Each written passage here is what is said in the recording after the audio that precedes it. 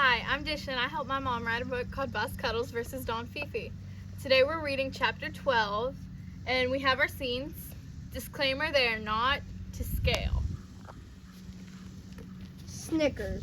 Species, tabby cat. Age, 3. Occupation, right hand of the boss, ninja. All we had to do was cross a street and get to the far end of the block. But I swear, it was taking half the morning to get there. Having Drake in tow was somewhere between entertaining and annoying. He already pounced on 5 light spots and almost choked on a frog when he caught it. Hi, Snickers. Want to play fetch with me? Precious asked when she saw Drake and I hop onto her fence. No. Who's your friend? Does he want to play fetch with me? What about tug of war? She ran over to the toy rope, tail wagging, and picked it up. No, Precious, we're here on business. Business? What kind of business? She mumbled around the chew toy, tail still wagging and hopeful in anticipation. Precious was black and white Shih Tzu, whose hair covered her eyes. She sounded as goofy as she looked. The boss's business. She dropped her toy. Cuddles? Her tail stopped wagging. The one and only. What does she want now? Oh, dude, cool. Drake jumped off the fence and scampered across the yard, jumping into a box of some sort. Ugh, how were we supposed to shake down animals if he was going to act like this? Snickers, you have to try this box out. Drake called, getting comfortable. What's with him? Precious asked. He's my partner. Ignore him. Boss says you haven't paid in a while. She needs a new toy. Oh, man, not again. I just got new toys. What if I don't pay, huh? What you gonna do? I hopped down from the fence and got nose to nose with her. How about I poop inside your house? She backed us up a step. You wouldn't do that, would you?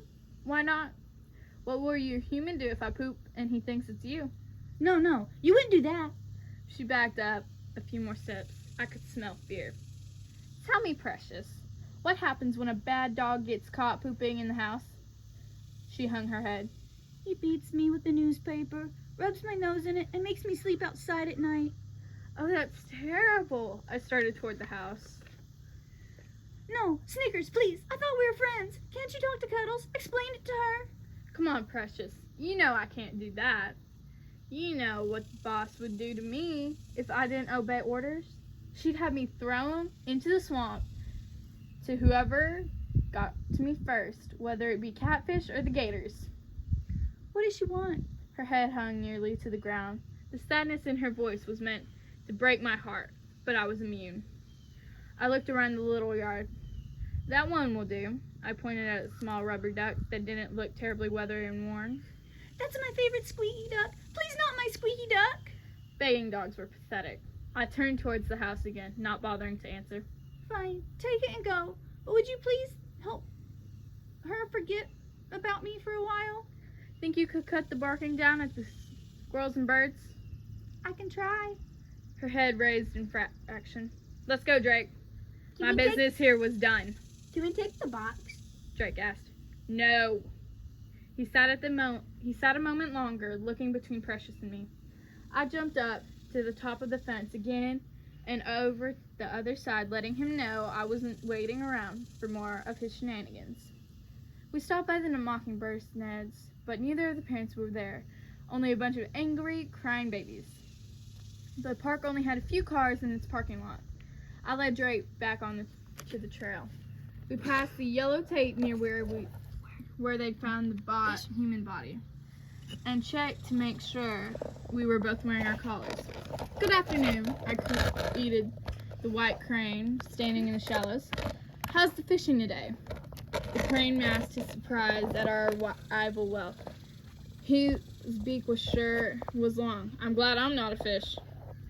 This morning's catch was a bit puny, but with all the excitement, that's no surprise. He answered without looking up from the water. Yeah, I heard Emmylou had a part in that. Do you know Emmylou? Who out here doesn't know Emmylou? What, are you her friend or something? Oh, no. I'm actually here to try to get her removed from the area. You can do that? His head rose. I can make all kinds of things happen, but I need some help. Drake chose that moment to jump at a dragonfly. What he failed to realize was that we sat at the edge of the embankment. He splashed into the murky water. Yow! He hollered.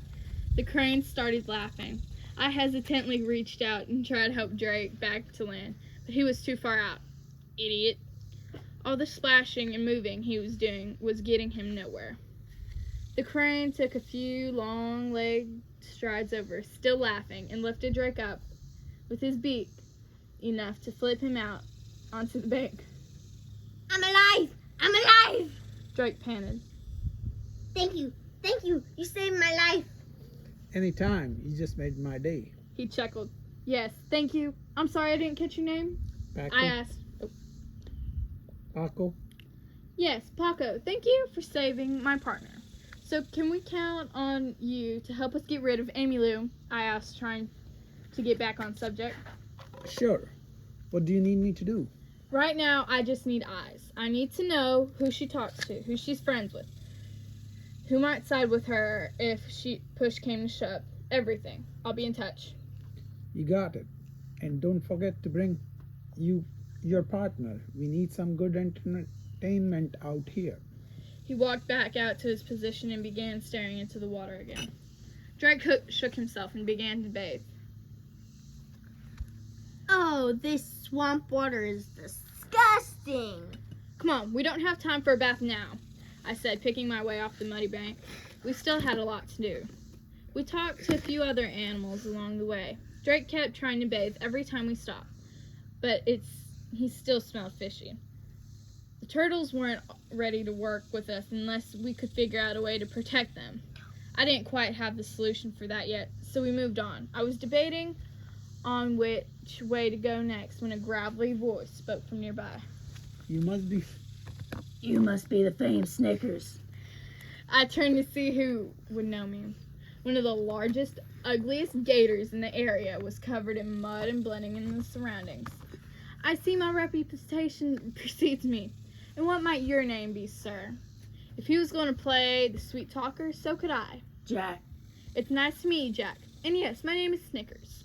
Although I don't know how you would have heard it me. Word gets around in the swamp. I've heard you got some moves. He was right. I did. But that didn't tell me enough. Oh, really? Tell me more. I didn't realize my reputation was so widely known. Well, I wouldn't say so widely known. But Emmy Lou and Gray whined enough about you that I figured you had some skills. Not everybody can get the best of those two. I walked towards him. Drake hesitated before he followed me. I knew what he was thinking. We'd make a nice snack for this big guy. But I needed to make sure Jack didn't think we were afraid of him, and I didn't want to yell our business so every bird, turtle, and frog could go babbling in the swamp. Well, I would be lying if I said I did it alone. Well, I would be lying if I said I did it alone. My partner, Drake, here helped. I didn't want him getting any ideas, but it wasn't all that big of a deal. Whatever you say, girl. It was big enough deal that piece of hot white trash Desiree got sent down here to read them the riot act. He enjoyed the sound of his own voice, so I just let him talk. Eventually, he revealed his weakness. Really? On my scales, I swear. Okay, so I get why you wouldn't talk so highly of Emily and Gray, them being such wine bags and all. But Desiree? What's wrong with her? His eyes shifted, like he might be afraid of someone was listening. I know you two aren't friends, so I don't know why you're acting like that. Idle curiosity. I scooted closer and dropped my voice. Or maybe we can make you a better deal. How? How do you know we have a deal? Let's just call it cat's intuition. Don't worry, we're not here to harm you. We're here to help. Why would you want to help me? He asked, in a suspicious gleam in his eye. We'll say it's for common goals. Emily and Gray are interfering with the boss's work. The real question is, what can we do for you? I was inches from him. I placed a paw on his nose and gave it the best big kitty eye look I could muster. What is it you really want? Jack seemed to brighten for a brief second, but then his face fell. Come now, Jack. You can tell me. He averted his eyes. Oh, it sounds stupid. You wouldn't understand. I'm hurt. I thought we were friends. I may be a good ninja, but there's a lot more to me than that. Drake choked in the middle of his baiting. I ignored him. I've never had a girlfriend before. Really? A good-looking gator like you? I'm surprised the ladies haven't been chasing you your whole life. Aw, shucks. It's nice of you to say that. It's just there's not a lot of women around these parts, and I've never been much on traveling. What if I told you I could find you a girlfriend if you help me? You could do that? Really? Sure. So do we have a deal? What about Desiree? If I don't keep passing information, they'll know. They'll turn me into a lady's purse or boots or some other human atrocity. Don't you worry your handsome head over that. You leave them to me. If you need to, lie to them. Make something up. They're so stupid they won't know the difference. I told Desiree you'd be nice. I turned to go, motioning Drake to stop bathing himself again. I'll be back to visit soon. Don't forget my girlfriend. Jack called as we left. I won't.